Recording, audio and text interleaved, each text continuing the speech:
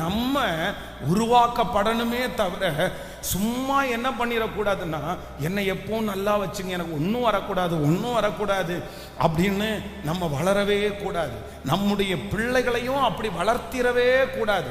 நம்முடைய பிள்ளைகளையும் நாமும் எப்படி வளரணும் அப்படின்னு சொன்னா, நீ பிரச்சனையை பார்த்து கலங்காத, நீ பயப்படாத, நீ பின்மாறாத, நீ நீ நீ கொஞ்சம் கவனமாய் அத என்னன்னு பாரு, நீ யோசி, சரி அது என்ன பண்ணலான்னு பாரு. நீ உடனே பதட்டம் ஆயிராத, நீ உடனே டென்ஷன் ஆயிராத.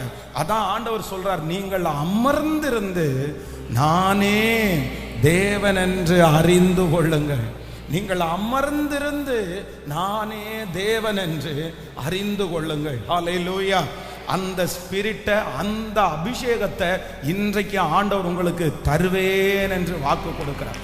இந்த சத்தத்தை கேட்கிற யாராவது ஒருத்தர் சில நியூஸை கேட்கும் போது உங்களுக்கு பதட்டமா இருக்கலாம், பயமா இருக்கலாம். பாஸ்டர், இந்த பக்கத்து வீட்டில் இந்த நபரை சந்திக்கணும்னு நினைச்சாலே எனக்கு பயமா இருக்குது, நாளைக்கு நினைச்சாலே எனக்கு பயமா இருக்குது, கடன்காரர்களை நினைச்சாலே எனக்கு பயமா இருக்குது, எனக்கு ஆபீஸ்க்கு போகணும்னு நினைச்சாலே எனக்கு பதட்டமா இருக்குது, எதிர்காலத்தை நினைச்சாலே இப்படி இருக்கு பாஸ்டர், என்னால நிம்மதியா இருக்க முடியல, என் பிள்ளைய பார்த்தா அப்படி ஒரு கலக்கம் வருது, என் குடும்பத்தை நினைச்சா அப்படி ஒண்ணு வருது. நான் நம்புறேன், இது ஆண்டவர் கொடுத்தது அல்ல, இது உங்களுக்குள்ளே பிசாசு கொடுத்திருக்கிற ஒன்று. ஆனா ஆண்டவர் இன்றைக்கு ஒரு புது ஆவிய கர்த்தர் இன்றைக்கு உங்களுக்கு தரப்போகிறார்.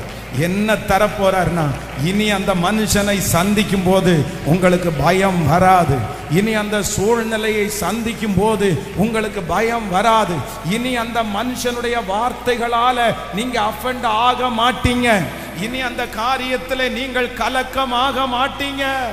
ஹல்லேலூயா.